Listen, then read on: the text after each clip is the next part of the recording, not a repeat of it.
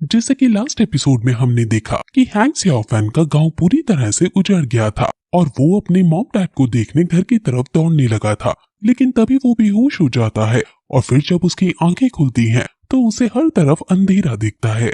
वो गांव में आगे बढ़ने लगता है और अपने घर को ढूंढने लगता है। वो आसपास चिल्लाने लगता है कि आप सभी कहाँ हो। वो तभी फिर खून से भरी नदी में गिर जाता है और डरकर वहां से भागने लगता है। तभी बहुत सारे स्केलेटन वहां आ जाते हैं और उसे डराने लगते हैं। अब जियाओफैन को वो सभी चारों तरफ से घेर लेते हैं और फिर उस पर हमला कर देते हैं। लेकिन तभी उसकी आंख खुल जाती है। वो घर से अपने बाहर जाकर देखता है और अपने मॉम डैड को ढूंढने लगता है, लेकिन उसे कोई नहीं दिखता। उसे लिन क्विंग्यू रोते हुए दिखता है और फिर लिन उसे गले से लगा लेता है क्योंकि उसके भी मम्मी पापा मारे जा चुके हैं। वो दोनों एक दूसरे को गले लगाकर रोने लगते हैं। अब तभी वहाँ एक आदमी आता है और उसे अपने साथ कई पहाड़ों में ले जाने लगता है। ये आदमी असल में इनके शहर का राजा है और ये लोग गेट से होते हुए कहीं जा रहे हैं। इस आदमी का नाम जियाओ यी साई है और ये इन दोनों बच्चों को अपने मास्टर के पास ले जा रहा है। अब वो जा ही रहे होते हैं कि तभी अचानक बहुत बड़ा बीस्ट उनके सामने आ जाता है। दोनों बच्चे इस बीस्ट को देखकर डर जाते हैं, लेकिन एल्डर उस बीस्ट को शांत कराता है और कहता है कि इन दोनों बच्चों को मास्टर ने बुलाया है। ये बीस्ट दोनों बच्चों को देखता है और इनको जाने की अनुमति दे देता है। ये बीस्ट असल में हजारों सालों से क्विंक्यू गेट की पहरेदारी कर रहा है। इसका नाम वाटर यूनिकॉर्न है। तुम्हें डरने की कोई बात नहीं है, तुम यहाँ एकदम सुरक्षित हो। एल्डर मास्टर ये को बताता है कि इनके गांव के सारे लोग मारे जा चुके हैं, सिर्फ यही 3 लोग बचे हैं जो जिंदा हैं। ये तो बच्चे और ये एक आदमी जो कि पागल हो गया है। मास्टर ये दोनों बच्चों को अपने पास बुलाता है और उनसे पूछता है कि आखिर कल रात क्या हुआ था और किसने ये सब किया है। दोनों बच्चे डरे हुए हैं और वो मास्टर के सामने घुटने टेक देते हैं। लिन कहता है कि हमारे गांव में सब मारे जा चुके हैं, प्लीज आप सच पता लगाओ कि ये सब किसने किया। मैं अपने घर में अपने मॉम डैड के साथ सो रहा था, लेकिन जब सुबह मेरी आंख खुली तो मैं एक पेड़ के नीचे था और मेरे पास जैंग खड़ा था। फिर हम दोनों तुरंत गांव की तरफ भागे और हमने सभी को मरा हुआ देखा। वो फिर अपने मॉम और डैड को याद करते हुए रोने लगता है। एल्डर अब जैंग से पूछता है कि तुम कल रात कहाँ थे। जैंग मास्टर शिवू की बात याद करता है कि उन्होंने किसी को भी उसका सीक्रेट बताने से मना किया था, इसलिए वो कुछ नहीं बोलता। एल्डर्स को लगता है कि ये अभी शॉक में है, इसलिए नहीं बोल पा रहा है। एल्डर सैनिकों से इनको बाहर ले जाने को कहते हैं। अब एक मोटा सा एल्डर कहता है कि हम अपने अंदर आने वाले एक गांव तक को नहीं बचा सके, हम कैसे इस दुनिया से ईविल खत्म करेंगे। बाकी एल्डर्स भी खड़े होते हैं और कहते हैं कि हम जोश में आकर कोई फैसला नहीं ले सकते हैं। मास्टर ये कहते हैं कि पहले हमें इन दोनों बच्चों के बारे में सोचना होगा। इन दोनों बच्चों को हमें ही अडॉप्ट करना होगा। एक एल्डर खड़ा होकर कहता है कि लिन मेरे अंदर रहकर मेरा डिसाइपल बन सकता है। दूसरा एल्डर कहता है कि तुम्हारे अंदर पहले ही 200 डिसाइपल हैं और उनको संभालने में ही तुम्हें स्ट्रगल करना पड़ता है। मोटा एल्डर भी इस बात का समर्थन करता है और कहता है कि मेरे पास सिर्फ 7 डिसाइपल हैं, जैंग मेरे पास आ सकता है। अब एल्डर्स और भी बातें करती हैं और उनकी बातों में हम एक तरह की गर्मी भी नोटिस कर सकते हैं, यानी यहाँ के एल्डर्स एक दूसरे से जलते भी हैं। सभी एल्डर्स इन दोनों बच्चों को अपने अंडर करना चाहते थे और अपने अपने बेनिफिट्स बता रहे थे और उनमें लड़ाई होने ही वाली थी कि मास्टर ये उन्हें रोक लेते हैं और डिसाइड करते हैं कि लिन क्विंग्यू तुम्हारे अंडर जाएगा और जैंग दासू पीक में जाएगा और अब ये मैटर यही एंड कर देना चाहिए और बाकी लोग उस गांव में एग्जैक्टली क्या हुआ है वो पता करो। सभी मास्टर ये की बात मानते हुए उन्हें ग्रीट करते हैं।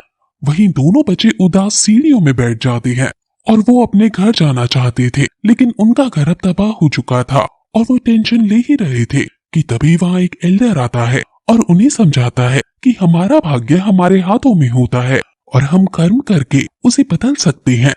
ये एल्डर ड्रैगन शॉ है और यही लिन के मास्टर होंगे। एल्डर ड्रैगन शॉ लिन को अपने साथ ले जाते हैं और फिर वहाँ लॉर्ड सॉन्ग आता है और उसे कहता है कि हम दोनों अच्छे भाई की तरह रहेंगे, तुम हमारे साथ चलो। यानी अब ये दोनों दोस्त अलग अलग मास्टर्स के अंदर अपनी ट्रेनिंग लेंगे। लिन जैंग के पास जाकर उसके गले से लग जाता है और काफी ज्यादा रोता है। लिन जैंग को मजाक में समझाता है कि अब किसी बड़े से पंगा लेकर खुद को बुली मत होने देना, और अपना ध्यान रखना। सॉन्ग अब जैंग को अपने साथ ले जाता है। अब फिर मास्टर ये अपने एक एल्डर से कहता है कि मुझे तुम्हें एक सीक्रेट बताना है। ये सीक्रेट क्या है वो हमें आगे पता चलेगा। जैंग एल्डर्स के घर आ जाता है और वहाँ एल्डर के 6 बड़े डिसाइपल जैंग को परेशान करने लगते हैं।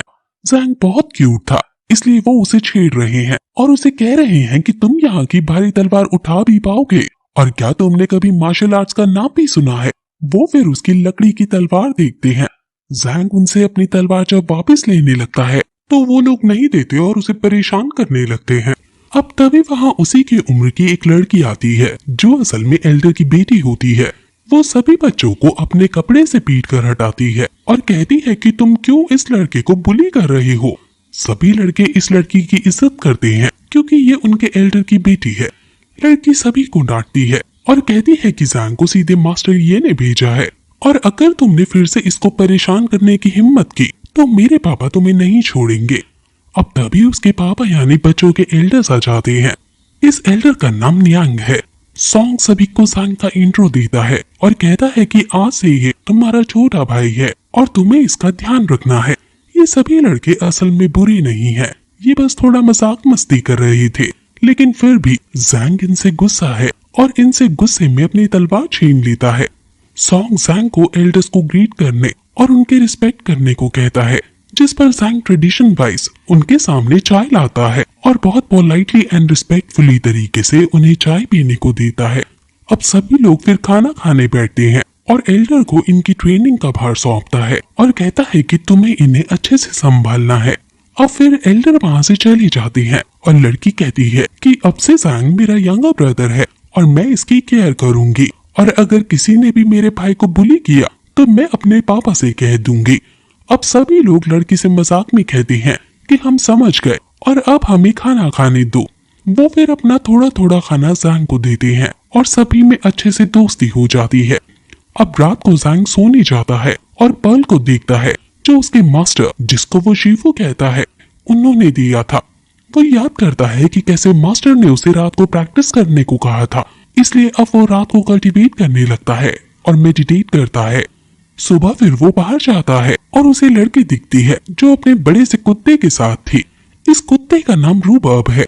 पहले तो रूबर्ब जैंग पर भौंकने लगता है, लेकिन लड़की के समझाने पर कुत्ता समझ जाता है कि ये उसका दोस्त है। ये डॉग बहुत बड़ा और शक्तिशाली है और ये कम से कम 50 साल तक जीता है। अब वो लड़की जैंग के पास आकर कहती है कि अब से क्योंकि तुम छोटे हो मेरे से, इसलिए तुम्हें मेरी बात माननी होगी। और फिर तभी सॉन्ग आता है और उन दोनों को बैम्बू ट्रीज के पास ट्रेनिंग के लिए ले जाता है। वो उनको बैम्बू काटने को कहता है और पूछता है कि तुम ये कर तो पाओगे ना। जैंग कहता है कि वो अपने गांव में लकड़ियां काटता था, उसके लिए ये आम बात है। लड़की फिर बैम्बू काटती है और वो बहुत ही शानदार तरीके से एक ही बार में एक पेड़ के कई सारे टुकड़े कर डालती है। अब लड़की जैंग को काटने के लिए कहती है और जैंग तरान को बहुत जोर से पेड़ पर मारता है, लेकिन वो बैम्बू उसको ही लग जाता है। सॉन्ग उसे समझाता है कि ये स्पेशल ब्लैक बैम्बू है और ये इतनी आसानी से नहीं कटता है, इसलिए ये तुम्हारी बॉडी की एक्सरसाइज के लिए सबसे सूटेबल एक्सरसाइज है। और फिर उस दिन के बाद से जैंग की ट्रेनिंग शुरू हो जाती है और वो रोज अलग अलग मार्शल आर्ट सीखता है। हर रोज लड़की ही उसे उठाती है और दोनों साथ में ट्रेनिंग करते हैं और धीरे धीरे जैंग हर मार्शल आर्ट में एक्सपर्ट हो जाता है। और फिर समय बीतता जाता है और वो बड़ा होता जाता है। वो अब बड़ी आसानी से बैम्बू को अपनी तलवार से काट देता है और लड़की भी उन्हें कलेक्ट कर लेती है और फिर यही एपिसोड खत्म हो जाता है।